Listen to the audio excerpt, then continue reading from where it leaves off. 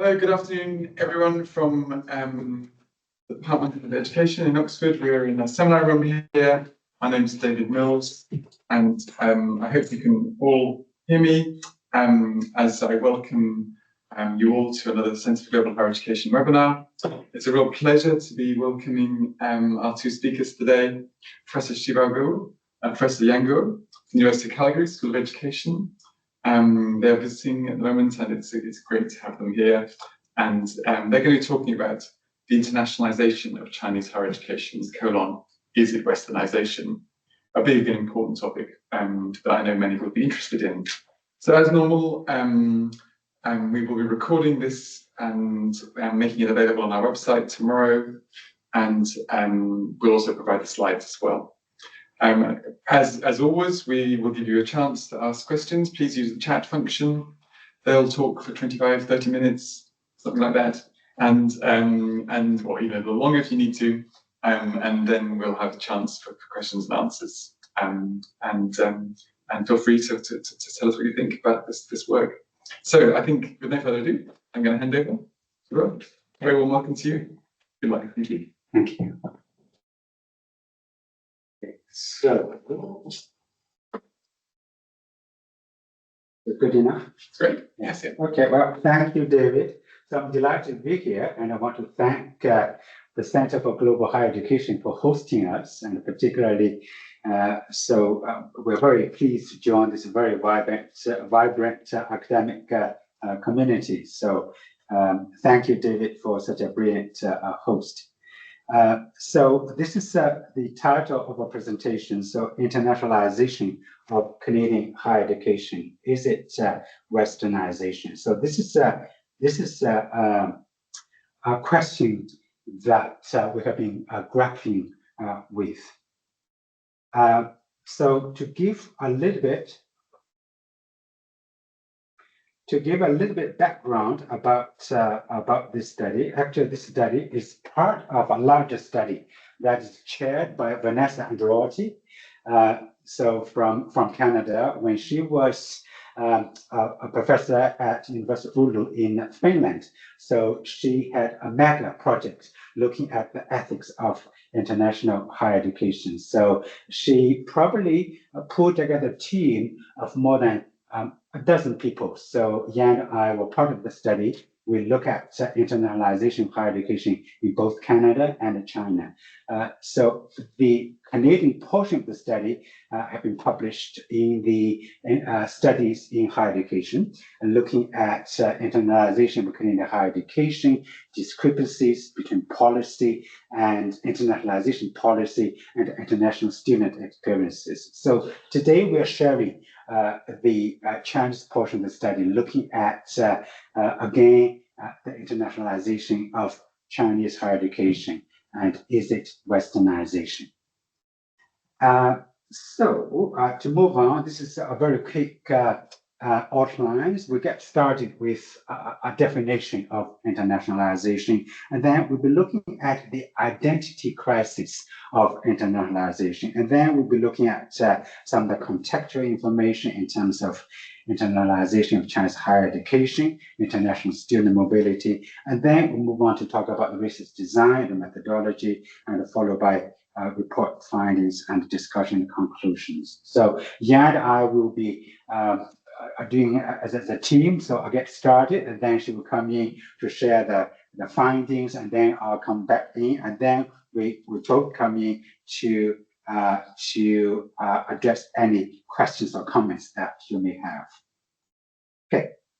So before I formally start, I want to get started with a land acknowledgement. So to say that the University of Calgary, at the heart of Southern Alberta, both acknowledges and pay tribute to the traditional territories of the people of Treaty 7, which include the Blackfoot, comprised of the Sikiska, the Bikana, and the Kainai First Nations, the Tsuut'ina First Nation, and the Stoney Nakoda, including Chiniki, Bearspaw, and Goodstoney First Nations. So the city of Calgary is also home to the Métis Nation of Alberta districts 5 and 6. So this is very much part of the recommendation from the Truth and Reconciliation Committee to recognize the importance of pay tribute to the indigenous land, particularly for us as guests of the land. And for us as newcomers to Canada, we are very grateful to the reception received to the indigenous community. But as newcomers, we feel there's still a lot to learn in terms of the indigenous history and tradition and culture. Okay, so to move on, so we get started with a definition of internationalization. I don't think probably to this audience it's necessary, but to get us started, we thought we'd get started with something which can help us refresh our memories in terms of what do we mean by internationalization. So we know there has been an increased use of the term internationalization in describing the international dimension of higher education, but there still has been a great deal of confusion about the term. So the term can mean different things to different people in different contexts. So for some people, internationalization means academic mobility of students and faculty, international linkages and partnership, and new international academic programs and research initiatives. So for others, it means the delivery of education to other countries through satellite programs. We know Hans de Witt, so he has defined internationalization, which has been popularly adopted in the academia. He basically defines internationalization as the intentional process of integrating an international, intercultural, or global dimension into the purpose, functions, and delivery of post-secondary education in order to enhance the quality of education and research for all student and staff and to make a meaningful contribution to the society. So we like this definition for a couple of reasons. First, this definition recognizes internationalization at the national as well as the institutional level. So it acknowledges the relationship between and among nations, cultures, and countries. It conveys that internationalization is an ongoing and continuing effort. So the three concepts, which includes purpose, function, and delivery, so are carefully chosen to describe the overall role and objectives, teaching, research, and scholarly activities, and service, and provision of education courses and programs. So reflecting on internationalizations over the last decade, so internationalization has suffered from identity crisis.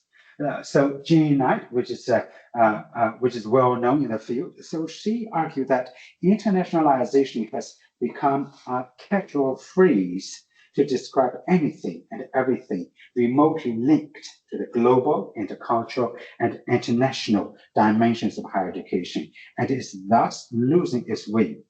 So in response to the identity crisis, so Knight calls for examination of the fundamental values underlying internationalization. So in terms of this process, one identity crisis related to the fundamental values underpinning internationalization pertains to the economic approach as a principal driving force of internationalization. So basically, there are two groups of thoughts in terms of this area. So one group of literature looking at internalization of higher education, the two discourses, one is the market-driven, the other one is the ethically driven discourse. So for the market-driven discourse, it's more kind of related to fostering economic performance and competitiveness. We know financial crises are driving profit-seeking policies for internationalization in higher education in many countries. So critics highlight the exploitation of international students as being treated like cash cows. So as such, internationalization as a reflection of a complex, chaotic, and unpredictable edu business. So whose prioritization of the financial bottom line has supplemented clear normative, educational, and indeed overtly ideological intents. So that's the first discourse. The second discourse is more kind of ethically driven discourse. It's more about charitable concerns for enhancing the quality of life of disadvantaged students. So internalization is usually believed to have. See the slide? Oh, I see. Okay. Yeah, this is a very awkward space. Sorry. Good. Well, I can go over there. What about go over there? Starting green. Sorry, we're just doing some reorganization, so bear with me. So, okay, now turning it back. So, yeah, the second discourse is more kind of related to the ethically driven discourse. So it's more related to charitable concerns for enhancing the quality of life of disadvantaged students. So with respect to this discourse, internationalization is believed to have the ethical responsibility to engage with alternative agendas such as human rights and building a global civil society. So recent literature has indicated that concepts expressed in internationalization policies and initiatives such as governments and institutions, social responsibility, transnational mobility of students, and students' interculturality that are associated with global citizenship have come to combine both market and ethical influences to enhance student learning.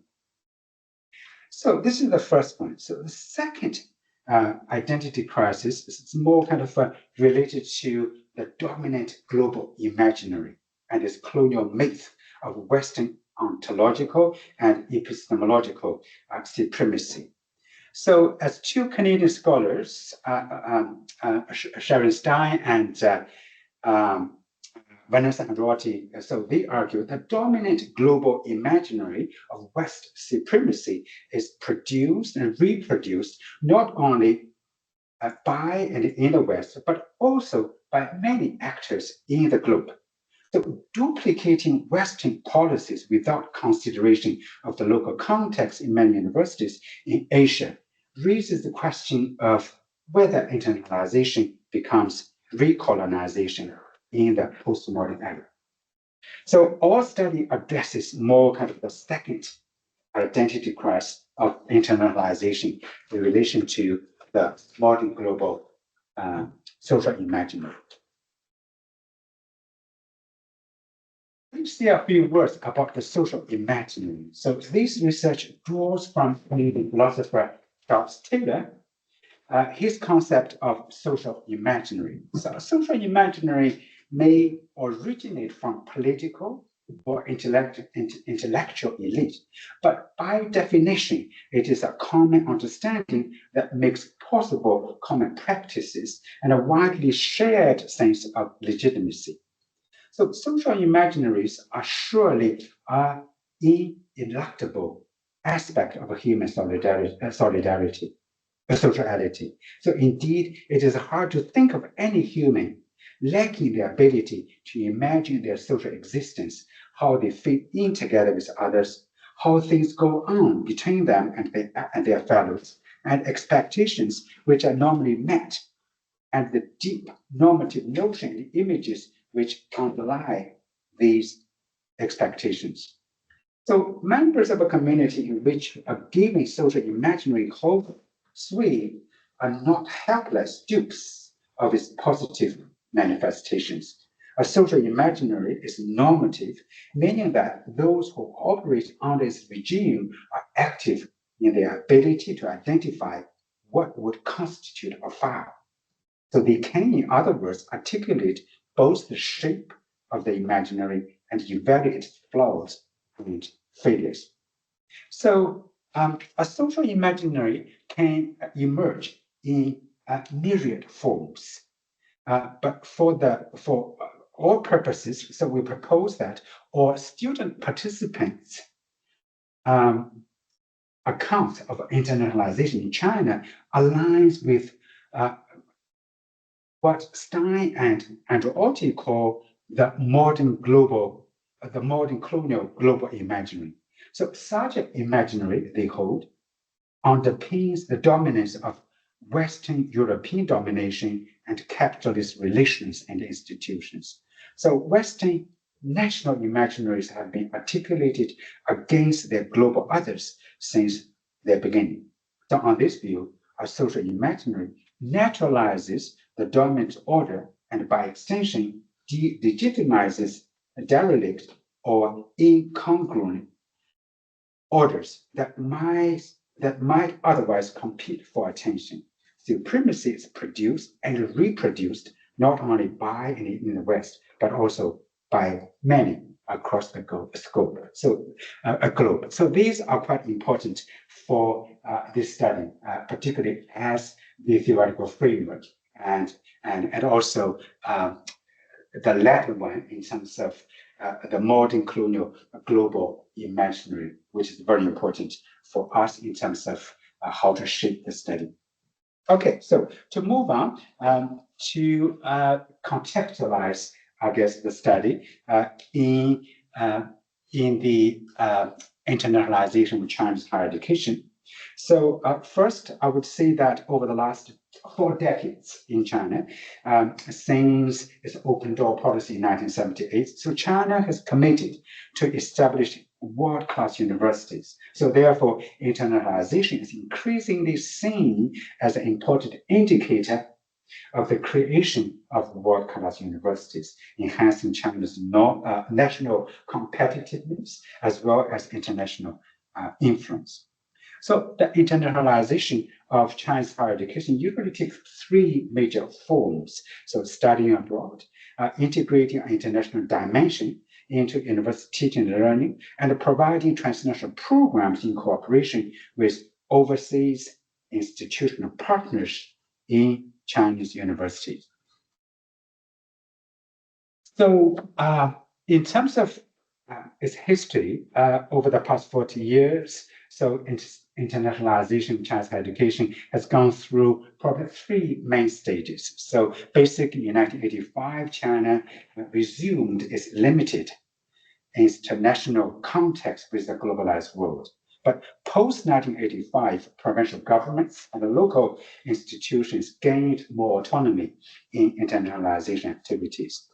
But more importantly, since the 1990s, China has gradually established a very comprehensive program of internationalization in higher education. So over the years, China has adopted the following strategies in internationalizing its higher education. So one, China's internationalization has been most strikingly featured in its vigorous engagement with the outside world, particularly with Western societies. Second, the hard sciences usually attain higher level of internationalization than the soft. Third, China's internationalization faces various dilemmas, such as educational sovereignty, ambiguity about the legal status of foreign higher education activity, particularly in terms of joint programs and satellite programs. So fourth, both uniformities and disparities are substantial in the purpose of and the strategies of internationalizations. So with respect to disparities, so one important issue of internationalization pertains to the national gap within China and disparities between different types of universities. So for example, Beijing, Shanghai, Guangdong, Tianjin, Shandong, so usually attract the largest number of international students, while remote areas such as Qinghai, Ningxia, Guizhou, etc., they may only receive fewer than 500, say, international students annually. So in a study with 1,200 students from 39 higher education institutions in Beijing. So mine and yours. So they review that students from the Project 985 university. So these are the elite research universities in China. They have more opportunities to participate in internationalization activities such as student mobility, international curriculum, and research collaboration than those from other countries. So the other very important aspect is international student mobility. So student mobility between China and the globalized world has reached an unprecedented level since 1978. So in the early 1970, in the earlier post-1978 phases, so movements towards the international in education primarily followed the inward-oriented internationalization approach, focusing on very much the practice of selecting and sending students abroad, mainly to the US and the UK. But during this time, so the movement of Chinese students to study overseas was almost entirely induced by government policy in deciding the purpose and where to send the students. But starting from 2000, so there was a trend of privatization in terms of student motivation for studying abroad. So the Chinese students has also encouraged, the Chinese government has also encouraged universities to engage in developing transnational curriculum programs with international partners in an attempt to internationalize Chinese higher education further. So in terms of some of the characteristics of Chinese students studying abroad, so these include mainly the following. So basically, in terms of the type of students, there are mainly two categories. So one is the group of intellectual elite. The other one is the wealthy elite. So which means, so either intellectually you're very outstanding or to receive scholarship, or you have resources to back you up financially to go and study overseas. We're also seeing a diversified choice of specialty, again, from hard science to engineering to businesses. And we're also seeing a diversified distribution of target countries, so including US, Europe, Japan, and to a variety of other countries.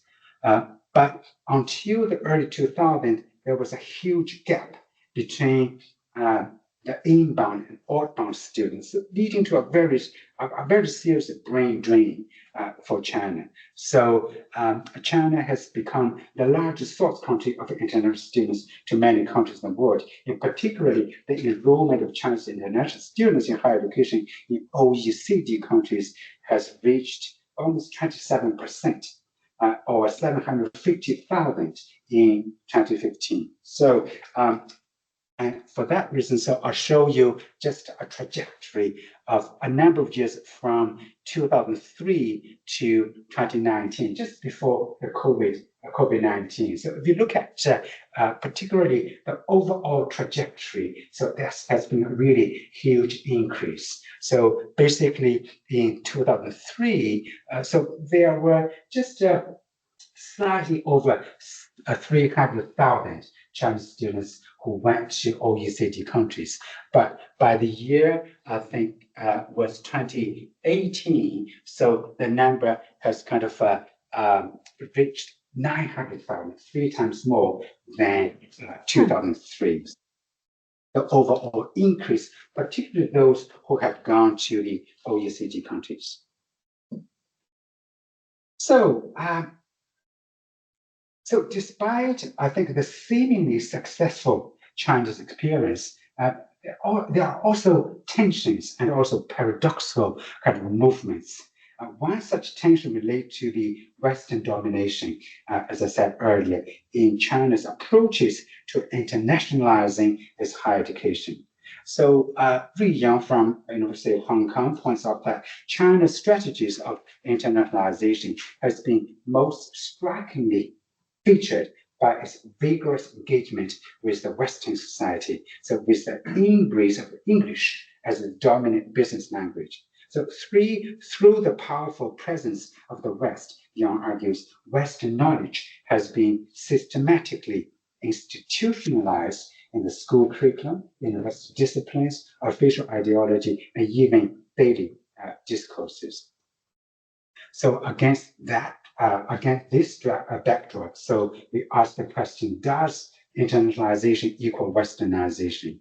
So much of this debate is taken up in this talk and in our study by focusing on students' perspectives and experiences of internationalization. In particular, we explore how internationalization is understood and experienced by undergraduate students through internationalization in China. So we ask, how do Chinese international students experience internationalization in China? And as a result, what does internationalization mean to them? So in terms of research design and data collection, so you can see the study is grounded very much in a wide conceptual and contextual framework, as we just discussed. So a case study approach was adopted for the study because as a research methodology, it enables a focus on the particularity and the complexity of the single case to understand activity and its significance. So basically, the study employed document analysis, semi-structured interviews, and site visits. So policy analysis of public documents related to the internationalization at Chinese University in China more broadly. So the policy document were collected from the government and university website and were examined using the method of qualitative content analysis.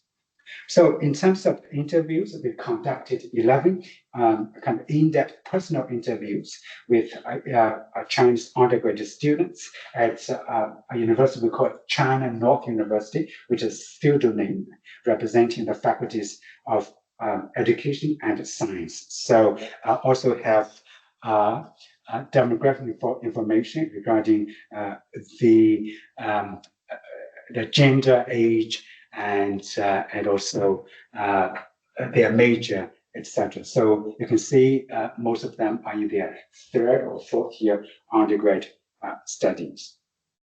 As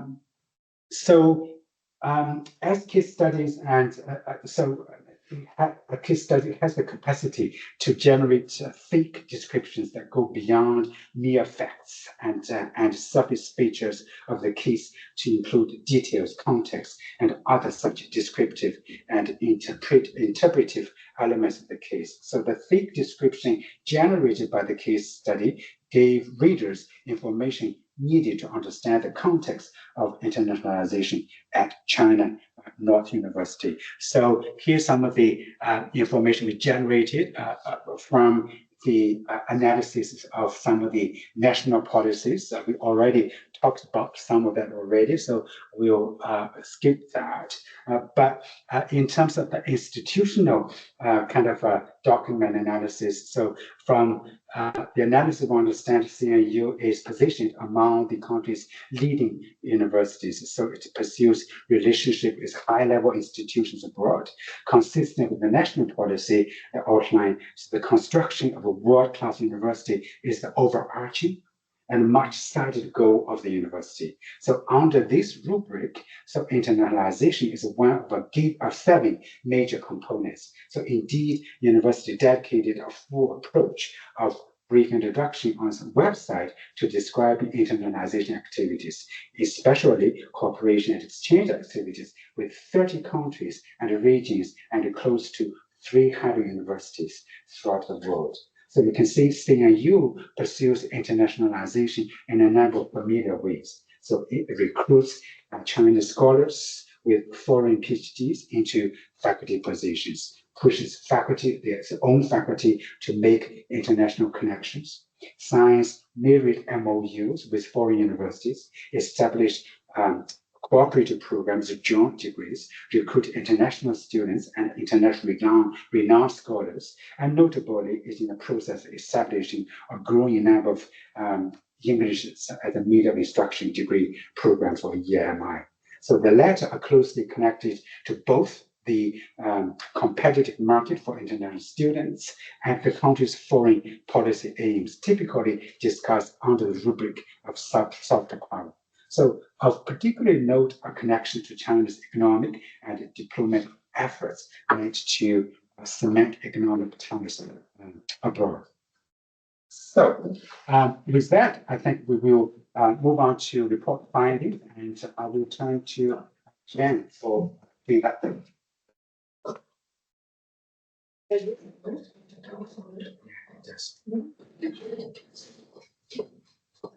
I want to thank David for being such a wonderful host and for the opportunity for us to present our research on, internationalization of higher education in China. So in terms of findings, so those are from the students' perspective. Again, we also did a survey, so which is not part of the presentation. This is only based on interviews. From students' perspective, internationalization equals westernization, Englishization, and elitization. So I'm going to use some of the quotes from the interviews to illustrate these points. For example, one student said, actually, when we asked them what does internationalization mean to you, and he said it's more accurate to substitute westernization for internationalization. And he said, if we look at the internationalization, all like my peers, we like to go to the developed countries. If the school send us to Africa or Southeast Asia, nobody wants to go. So he's very critical. He said, we should also do exchanges with these countries, such as Africa, but we don't. Our internationalization is only one way. And if we look at this uneven distribution, it shouldn't be called internationalization. It should be called, he used a Chinese word, 发达国家化, the developed countryization. These are the words I created. I made a lot of words here in this. Okay, so it's only go to developed countries. So students pointed out the inequality of internationalization. So he stated for many Chinese students, internationalization actually means go to developed countries such as actually United States is the number one, and then UK the second, Australia is third, and Canada is the fourth. So they rank the country they want to go. So actually, many participants in the study shared a similar view. When we asked them, if you have an opportunity to go abroad to study, which country would you like to choose? They all choose the countries I just mentioned about. Okay, so this reveals or shows the dominant global imaginary as we discussed in the literature review. Charles Taylor, who is a Canadian philosopher, he uses the term social imaginary to refer to the common understanding that makes possible common practices and a widely shared sense of legitimacy. You can also say it means a common understanding shared by a group of people, but it's very legitimate. For example, some ideas and values and even like law and symbols, how do you interpret symbols, are all shared and legitimate. For example, I learned it's very hard for me to learn to walk on the left side in the UK because automatically when I go out, I walk from the right side. So from both, you would say conceptually to practice, to human practice. So Western national imaginary have been articulated against the global others since the very beginning. So we need to question, how this Western national imaginary have been produced and reproduced. And Spivak actually has described the West efforts to create a myth of Western supremacy. Okay, so more recently, the dominant global imaginary was re-articulated as globalization. In this discourse of globalization, everybody is going for globalization. Now it's like everybody is going for internationalization. In this process, globalization and westernization of internationalization have created a West-East binary. So So we really kind of encourage researchers, policymakers, and practitioners to question that, where and how do we create a West-East binary and viewing Western epistemology as universal and superior and all others as particular and inferior. So this leads to devaluation of Chinese epistemology. For example, one student said, regarding education, because his major is in education in a very top ranking university in China. He talked about when we talk about history, we always go to Confucius to find answers. It seems after Confucius, Chinese have no philosophies and ideologies or knowledge. So in practice, the subject of education now is based on the Western system. He's talking about even the textbooks are mainly imported from, most of them are from the United States, which is considered scientific. So the education courses we are learning are inevitably based on the Western system. We neglect local knowledge, which is replaced by mainstream voices. The so-called mainstream is based on Western norms. Western norms are perceived as essential or more valuable. He's on the one hand very critical, on the other hand, he also internalized such ideology. So he said, I have to admit, when he looked for literature in the library, this must be in the next, last generation, because now nobody goes to the library, right? You do everything online. He looked at books, he looked at the cover of the book first to see who the authors are. If the authors are from the United States or UK or France, then these books are more valuable to him, okay? And if the authors are from written by Chinese authors, he would put them down and thinking, oh, they are not high quality. So you can see how the internalization of the superiority of Western knowledge.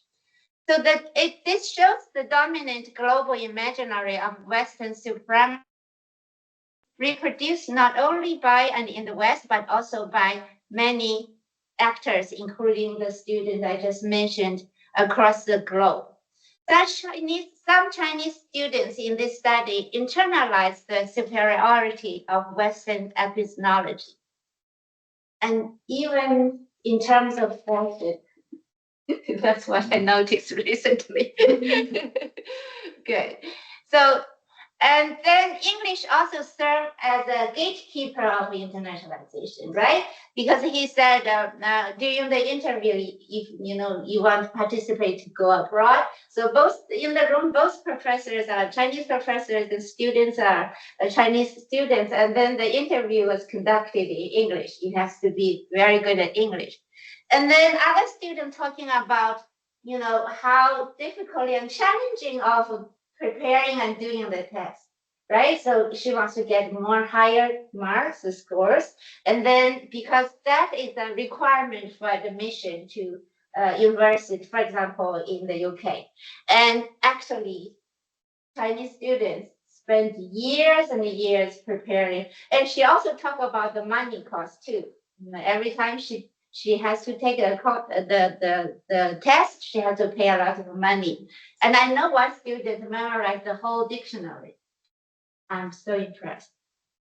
Okay, internationalization. So in my view, internationalization equates to Westernization. All languages used in internationalization are Western languages, particularly English. This is why English is so important. So if you're interested in terms of the hegemony of English, I published a paper called The Hegemony of English as a Global Language. You can check it out. Okay, and then students also reflected on the academic discourse that are also dominated by English. Okay, so the academic discourse is mainly dominated by foreign countries, especially in the field of social sciences and natural sciences, and in some leading disciplines. And some students also talk about international conferences that took place on Chinese campus. Maybe 90% of participants are Chinese professors and only 10% are coming from different countries. But then the whole conference are still conducted in Chinese. So the students suggest maybe until some of the presentation can be done in Chinese so we can go there and listen and understand what is truly happening. Okay, so students were critical about, additionally, they were critical about the use of English as a medium for instruction in like EMI. In the context, Shibao mentioned that the university, actually many top universities in China, like have adopted the EMI. And then so they hired, they pay a lot of money, high salary for international scholars and professors. Most of them are retired professors to go to teach in China in the EMI program. But this student, Jenny said, for the courses taught completely in English, and because, her classmate, because of the low English proficiency, so it's very difficult for them to keep up with what the professor is talking about.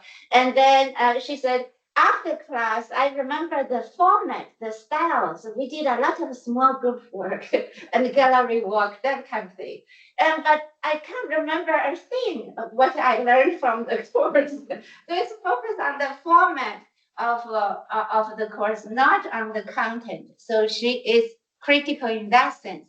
And then another student, he's from chemistry, he talked about with respect to the EMI courses in English, even though I was sitting there physically, actually, he said he chose to sit at the back of the classroom because he couldn't understand what is going on. He said, I couldn't understand them. Therefore, I found them boring, because of this. So students are very critical about the EMI. So students' account of linguistic barriers to participating in learning activities in EMI really shows that there's a need to challenge the global social imaginary, indexing English medium as a symbol of quality education. Okay, so if you want to offer quality education, it has to be in EMI. Or as the university internationalization policy, it has to be the symbol of a world-class university. So I invite people to really rethink and challenge such thinking. And their account also shows that there's a need to challenge the global social imaginary, positioning English language and Western education as globally superior. Okay, thirdly, not all students have equal access to internationalization. So our study actually confirms what Shibao said in the literary review. So for students who are able to participate in internationalization, they either belong to academic or economic elites. So actually, a student said exactly the same thing. You are either from a wealthy or you are from academically outstanding. Okay, so this is talking about academic elite. You have to be top student and top 10% of top students and very competitive. So for students who were able to even come, for coming to Oxford University, it will be even extremely competitive. But then students also question the exclusion of marginalized rural students because this student, he actually came from rural village and he rarely questioned, he said, we are limited by objective conditions. Okay, so for him, there are a lot of opportunities he cannot participate in internationalization. So I'm going to pass on to Shibao, who will conclude quickly. Okay. Well, in the interest of time, so I'll be quick with the conclusions.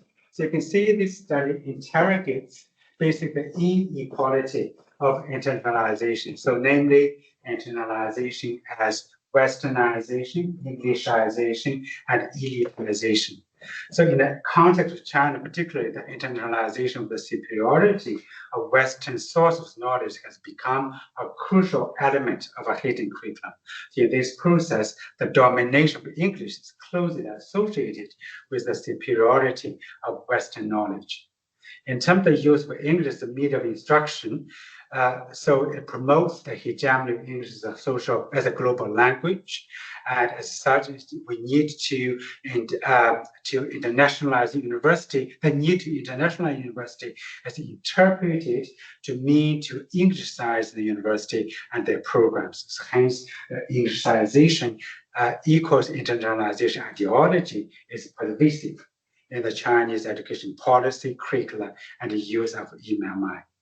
So this study is also concerned that not all students have equal access. As Yan just mentioned, only the two types have access to international student mobility. So the stratification and indicates the way in which it is reflective of and implicated in the production of inequality in contemporary Chinese society.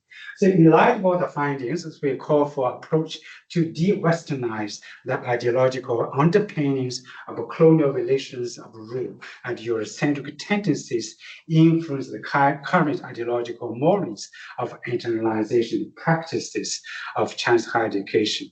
And you can see internationalization is not merely following, should not be merely following the American or Anglo-Saxon standards and practices. So the findings have also important implications for valuing Chinese epistemology and language and for internationalizing policy in higher education.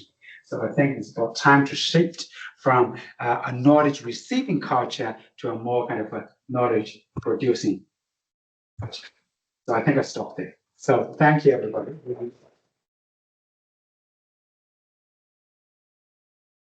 Great, thank you very much, both of you. That was great talk and giving us lots of things with a sense, in some ways, a sense of global higher education cuts to the heart of what's happened with the globalization of higher education. And you draw very good attention to the power of English and dominance of English. You've left us lots to think with, and we haven't got long for those of you who are online. So please do post some questions in the chat. I'm not going to jump in because we have got some good questions, but perhaps I'll ask our two speakers to respond to the one question which was from Esther Pereira Neves says, "Thank you for the interesting presentation. I don't have access to the microphone, but I'm curious. Isn't internationalization a two-way street? Can you give us a sense of international students in China, who they are, where they're from, and how they view Chinese education compared to their own?" So that's quite a big question to start with, and if you're able to respond to that. Okay, well, I'll get started, and then I'll let Yan to talk about it. So we can exit from the Slides.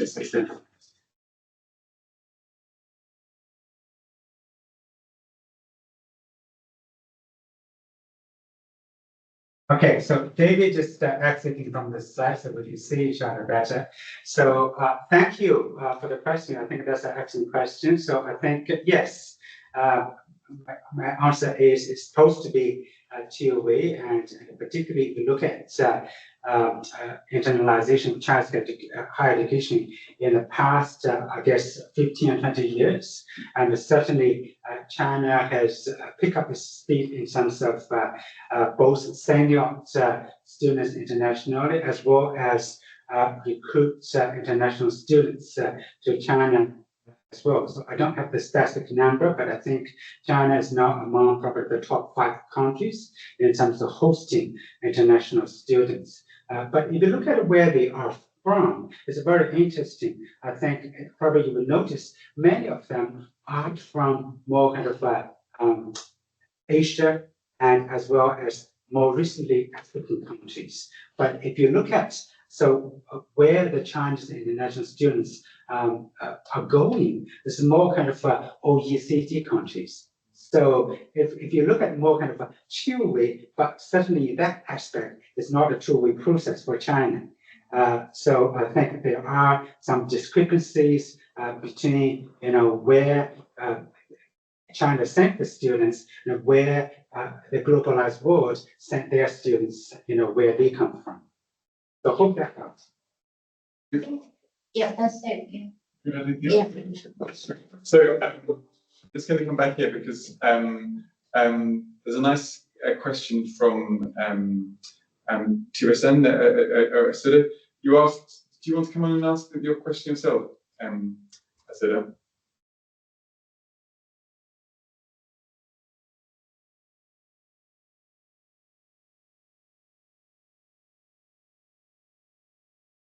So you're in there. Okay, so of course.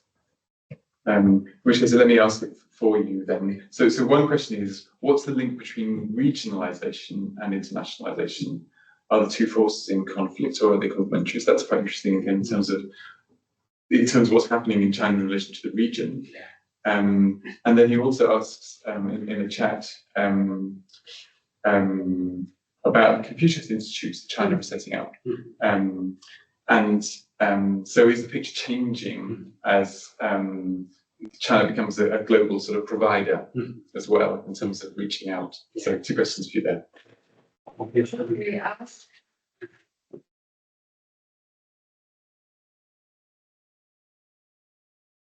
In terms of regionalization and internationalization, in China, so it's the universities along the coast, all the top universities, right, top ranking universities, they have more international students. And also they have more internationalization activities, including recruiting international students and collaboration. Many top like high-ranking research universities, they encourage or sometimes push the faculty to like a co-author with professors from outside of China. So it's like a collaboration in terms of research and publication. But if you look at, the inner city, for example, Xinjiang and Guizhou,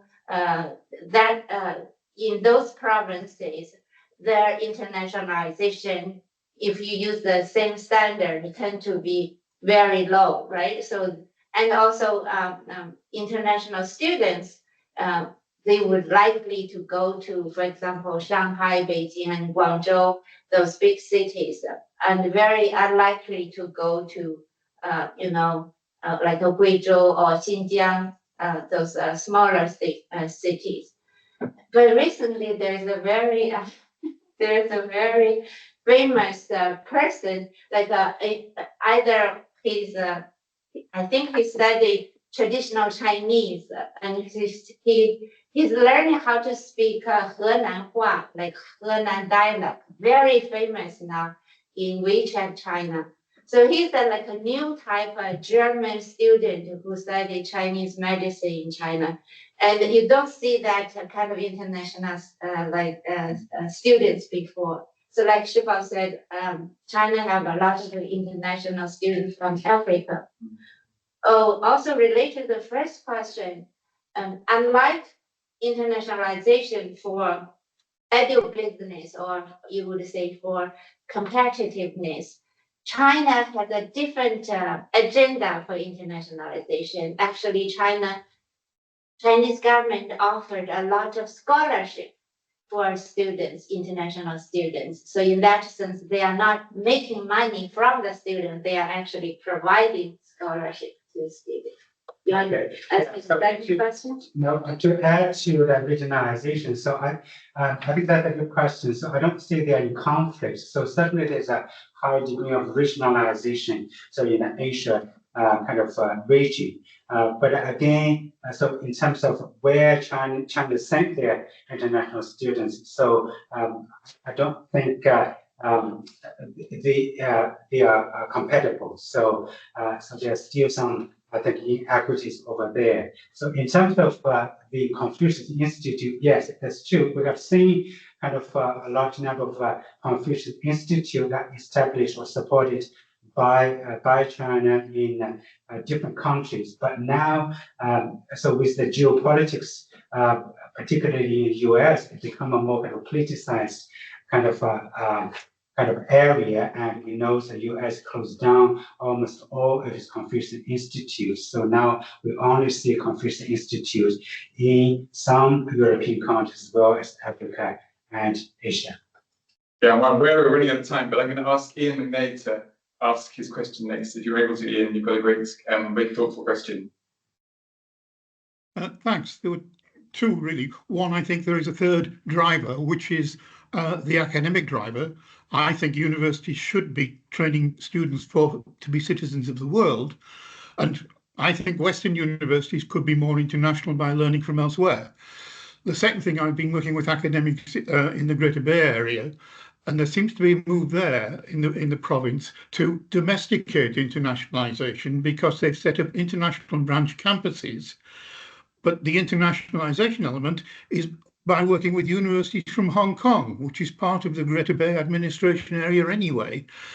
And I do wonder whether that is part of trying to control the internationalisation influence on students' thinking that was being too much when they've been abroad, because they've also introduced then modules in political and social context.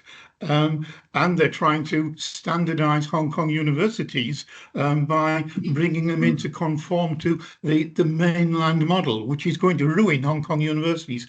But it does seem to be a thing where if they have internationalisation, which is Hong Kong, and they call it foreign, which they wouldn't do in any other context, they are then managing that internationalisation to limit its disruptive effect.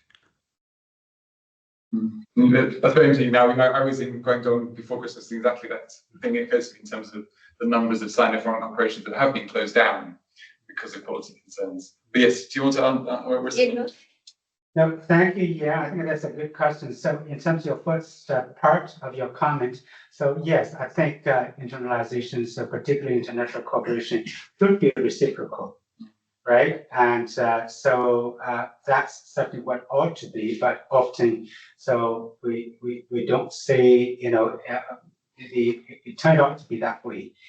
So the second part in terms of Hong Kong, I think, yeah, it was an interesting one. I think, so you can see this is how the dynamics and complexities of internationalization in terms of, you know, its manifestation, and also how different, in different contexts. So, yeah, for Hong Kong, so I guess there are a lot of debates regarding, you know, whether students from PRC inland should be treated as international students or internal students or domestic students, or differently. So I think in any case, I think Hong Kong is a very interesting case, an interesting site of bridging that gap between East and West. And so I know China has a one country and a two system kind of policy, and hopefully to keep that way and until I guess you know, the end of the 50 years, particularly in terms of playing that bridging role between China and the globalized world. Thank you. So we're running up against the clock, and I'm going to keep the questions in the room for after we finish, because it's nice for those online to hear and be able to ask the questions. So two last questions, one from Rachel and one from Yin Yang. So Rachel, if you'd like to go first. Yeah, hi. Sorry, my camera isn't working, so I can't switch that on. But yeah, I was just wondering whether you thought there was a difference between students' perceptions of internationalisation and actual behaviours, because I don't know if you're aware, but back in 2011, Vanessa Fong did a big study of international student mobility from China to various countries in the world. And one of the arguments that she makes is that, you know, it's become so normalised in China that actually even parents from quite low income backgrounds make massive financial sacrifices to send their students abroad. So she argues that actually you see it much more kind of across the income scales. And then I guess later studies have kind of, you know, argued similar things. And so, yeah, I just wondered whether, you know, perhaps there's a stereotype amongst domestic students that it's only the wealthy that go, but does that actually correlate with actual behaviours? Great, thanks, Rachel. And yes, that was a really amazing study that Vanessa did. It was a very, very comprehensive and many, many views. If I can just have one last question for you, Yan, and then perhaps Shibao and Yan can reply to both of those, and then I'll see you now.